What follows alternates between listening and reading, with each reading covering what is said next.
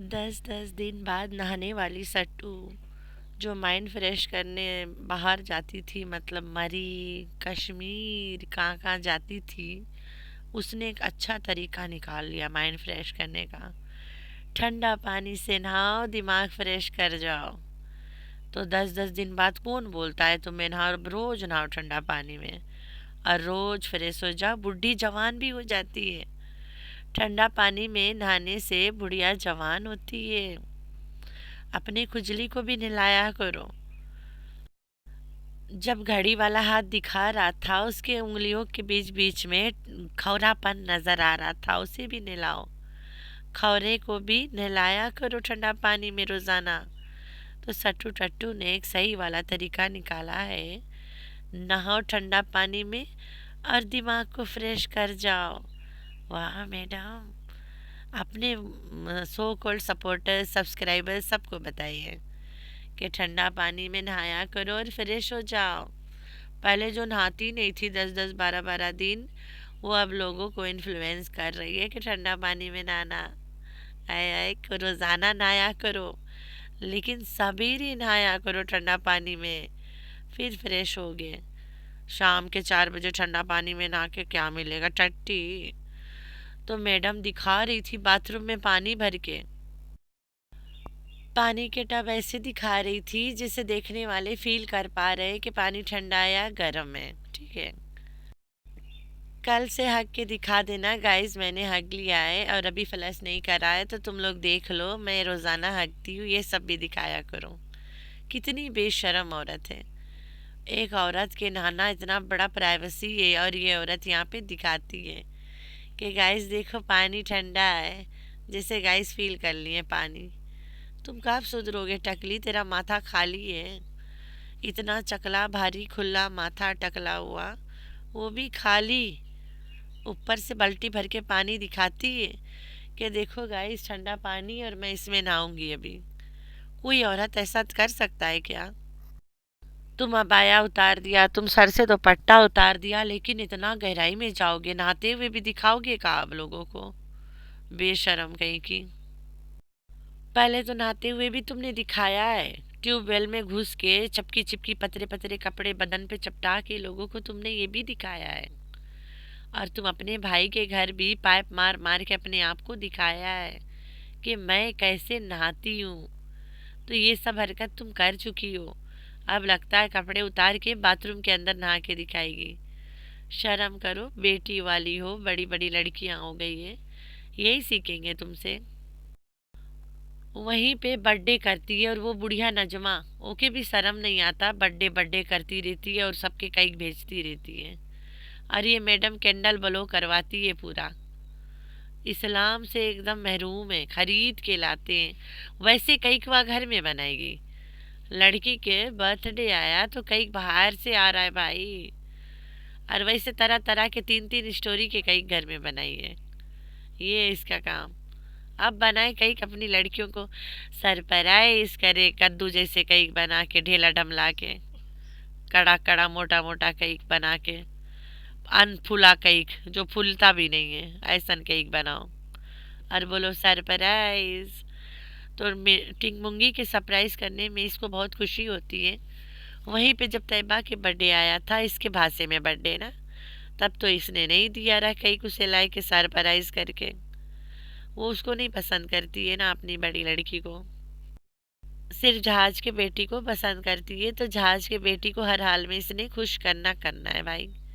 जहाज की बेटी खुश, जहाज खुश, दुनिया खुश। तो ये डरती भी तो है ना कहीं जहाज अंकल से। तो इसलिए जहाज की बेटी के पीछे पड़ी रहती है हाथ धो के। बेटी को कैंडल ब्लो करना, केक काट के सबको खिलाना सब आता है, लेकिन जला हुआ कैंडल को हाथ लगा देना वो नहीं आता है। पूरा हाथ भूज के बैठ गई अपना, रोग आके बैठी, फिर उसके बाद में केक कटवाया गया। लबर लबर जो करती है ना, कहीं भी कूद जाती है भड़बड़ भड़बड़ करके। तो लड़की जला हुआ गरम कैंडल पकड़ ली हाथ में। सगा मामू के बेटी है हलीमा, हलीमा को घर में नौकरानी बना के रखी है। कभी हलीमा को अहमियत नहीं देती है, और जब टिंगमुंगी ने हलीमा को केक खिला दिया तो कहती है, एकदम अजीब से कहने लग गई कि वाह आयत, तुमने कहीं खिला दिया हलीमा को? सीरियसली? हाँ भाई, तुम जिसको नौकरानी मानती हो उसको तुम्हारी बेटी महारानी मानती है, तुम्हारा लड़का अपने घर की बहू रानी मानता है। तभी तुम्हारा बेटा उखड़ा उखड़ा रहता है। अपनी बहू रानी से कौन नौकरानी बना के रखता है? तो भाई इसके चंगुला बाबा के मुंह पे 12 बजा रहता है, क्योंकि माँ बहू रानी को नौकरानी बना के रखी है। शर्म करो, वो तुम्हारी दुश्मन नहीं है, तुम्हारे सगा मामू की बेटी है, उसको नौकरानी तो ना बनाया करो। अब जब तुम्हारी बहू रानी बनेगी तब तुम्हें शर्म आएगी। सब लोग कमेंट कर रहे हैं कि अपने बेटा के साथ बैठो, उससे पूछो उसे क्या हुआ है, उसके मुंह फुला रहता है, कोई पार्ट नहीं लेता फैमिली एक्टिविटी में, लेकिन इससे फर्क नहीं पड़ता है। She can buy jewelleries, home और गाड़ी, बस रात दिन खरीदती रहती है। अगर एक दिन भी ये कोई चीज ना खरीदे तो वो दिन जाया चला जाता है। तो फुल टाइम जो चंगुला बाबा एंग्री बर्ड बना रहता है उससे पूछो, बेटा ऐसा क्या तुम्हें हुआ पड़ा है? कौन सा तुम्हारे तोते उड़े पड़े हैं? 24 घंटे गुस्सा वाला मुंह लेके घूमता रहता है। बाप कसा कसा कपड़े में घुसा रहता है, वो तो पूछ ही नहीं पाता, टाइट फिटिंग कपड़ा पहन के घूमता रहता है, कमीज। और बेटा अलग मुंह बना के घूमता रहता है। मेरे ख्याल से बेटा इन लोगों को लेके बहुत शर्मिंदा है। एक तो इसके मेंटल घोचू बाप जो है, सटिया जाता है, कहीं भी सनक जाता है, सनका कहीं का। और कसा कसा कपड़ा में घुसा रहता है, शायद लड़का इसलिए शर्माता होगा। स्कूल में लोग चिढ़ाते होंगे, स्कूल तो जाता ही नहीं भाई, दो चार दोस्तों के घर जाता है, शायद वो चिढ़ाते होंगे कि अपने बाप को अपनी कमीज तो ना दिया करो पहनने के लिए। और वहीं पे उसकी माँ के जो टकली की हरकत है वो भी देख के बोलते होंगे लोग। तभी लड़का शर्मिंदा है। इन लोगों से बिल्कुल लेना देना नहीं रखता है लड़का, एकदम इनको देख के सड़ा मुंह बनाता है। तो भाई इससे पहले बहुत देर हो जाए, ये बोरिंग हरकत करना बंद कर दो। इसके सब्सक्राइबर्स इसे कमेंट में रोज भौंकते हैं कि भाई ये बोरिंग सा हरकत करना बंद करो, रोज गार्डन गार्डन गार्डन। इतना सारा पौधा लगा दिए हो, 4 रोज में सुखा के बैठ जाना, क्योंकि सर्दी आ रही है, सारे सूख जाएंगे। ऐसे भी सूख जाता है। तो ये तो बेवकूफ़ औरत है, इसके तो पौधे ऐसे भी सूख जाएंगे, वैसे भी सूख जाएंगे। इसे लोग कमेंट में बोल रहे हैं, कोई चीज़ देखती है तो उसके पीछे ही पड़ जाती है। एक पौधा देखी तो पौधे के पीछे पड़ गई। चुगलाई चिकन बनाती है तो साल भर चुगलाई बनाती है, और फिर उसके बाद केक बनाती है तो बहुत दिन केक बनाती है। अभी इसके घर में ये वाला फेमस है, पौधा पौधा पौधा पौधा, भाई पौधा। सिर्फ पेड़ पाड़ो लगाओ, पेड़ पालो लगाओ, बस। जहाँ पे इसके मेंटल हरकत से ये अपना काम चालू रखी है, वहीं पे रूबीना एंड फैमिली के वो लोग ही नहीं चलता है। तो भाई ये जो बंदर है वो सबको टॉपिक देता है, नागिन नागिन डांस करेगी। अपने सास को बड़ी नागिन बना दिया, अपने जो औरत है उसको नागिन बना दिया। अरे एक दूसरे के कुर्ते फाड़ने में लगे पड़े हैं। जबकि ये बंदर भी जाता है डीडी के घर।